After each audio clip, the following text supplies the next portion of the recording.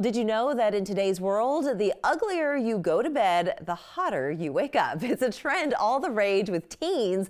It's called the morning shed, and some parents are concerned. Should they be?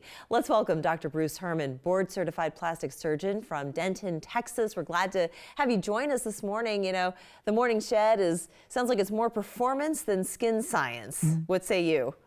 I think you hit the nail right on the head. This is almost like theater. I watched some of these videos, and it's just almost like a production for likes and clicks. And so, of course, you want to take it seriously. Is this something that people really think is going to give them a lot of benefit? Yeah.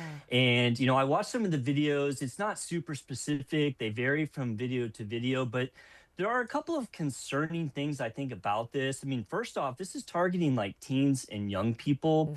And I've talked a lot in the past about skincare regimens for teens, and I do think that they're important. It's good to do some very simple things, which I'll discuss in a second, but also just to get into the routine of taking your skin. It makes a huge difference down the road. But for teens, skincare should be simplified. We're talking a good cleanser, a good moisturizer, and sunscreen. Adding a bunch of products that are more targeted for older adults is not good for teens or very young people's skin. Plus, in these videos, they're wearing it all night. Right. That's not necessarily good either. You worry about it irritating the skin, causing inflammation. I mean, I do have a lot of issues with this if people are taking it seriously. Not to mention all the contraptions as well. There are other things that Right, they're the using in cost of addition it, to the yeah. topical stuff. I mean, I grew up in Oh, the yeah. time of you wash your face with a good cleanser, you put some astringent on, maybe Noxema if you needed it. Yeah. Oh, the old Noxema. Right.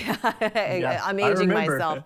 I'm aging I myself. remember. Yeah. But yeah, for teens and young people, skincare should be simplified. Cleanser, moisturizer, sunscreen, with the exception that there are some young people that have true skin, diseases that a dermatologist would then evaluate. But yeah, I don't like this trend. I mean, the other thing too is I worry about, teens and young people looking at this and thinking, wow, this is what I have to do to, be accepted, to like, to be recognized by society. Like that's not good either. So I worry about their health of their skin, but also their mental health, seeing things like this get pushed on social media. And it happens time and time again. Today it's the morning shed, tomorrow it'll be who knows what. Yeah, exactly. So how can teens and parents recognize when a routine meant to help the skin can actually be causing irritation or damage? Yeah, I mean, I would be worried that this routine might cause the skin to actually be worse in the morning. I think there's two parts to this. I think the parents do need to be involved if they see their teen, doing things that look unusual. Like, hey, where did you hear about this? And be involved in what they're watching on social media as much as possible, because something like this certainly can do more harm than good.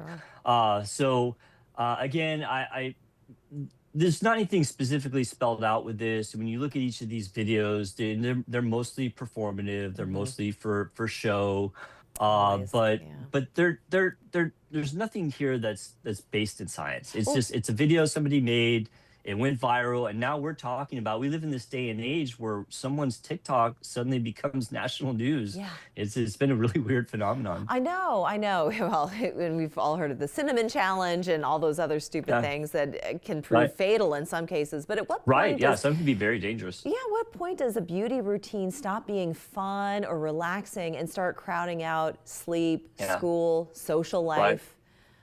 Yeah, it certainly can happen. And, Yeah. as people age, certainly I think that upping taking care of your skin does get more involved. I mean, I would be worried even if an adult was doing this just because of the products being on overnight and, Right. are these effective or are they not?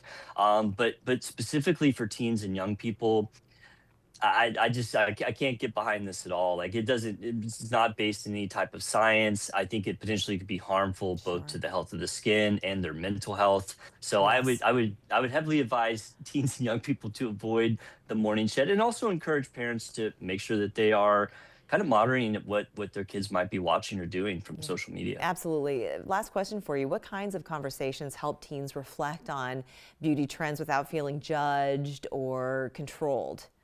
Sure. I mean, I think that there are some important things in the world of aesthetics that teens can learn.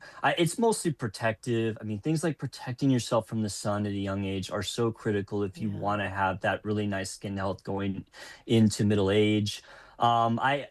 I think it's important to make sure that teens don't feel obligated to do some elaborate, expensive, routine hmm, just to feel like that's normal. It's not. I mean, it is very important to push, hey, it's you don't have to follow this unobtainable beauty standard that is so commonly seen by influencers and absolutely. celebrities. And I think it's so important because I think from a mental health standpoint, Hmm. if teens think that they have to do all these things just to be normal, I it's not know. good. And let's not forget, it's just as important what you put in your body is what you put on your body. And in some cases, some of this Absolutely. chronic acne is due to allergies of all things. So you Sure. got to go to a Yeah. dermatologist. You got to check what you're Right. putting in your body. All very important things. Dr. Bruce Herman, thank you so much for joining us. It's been my pleasure. Thank you for having me. We'll be back after this.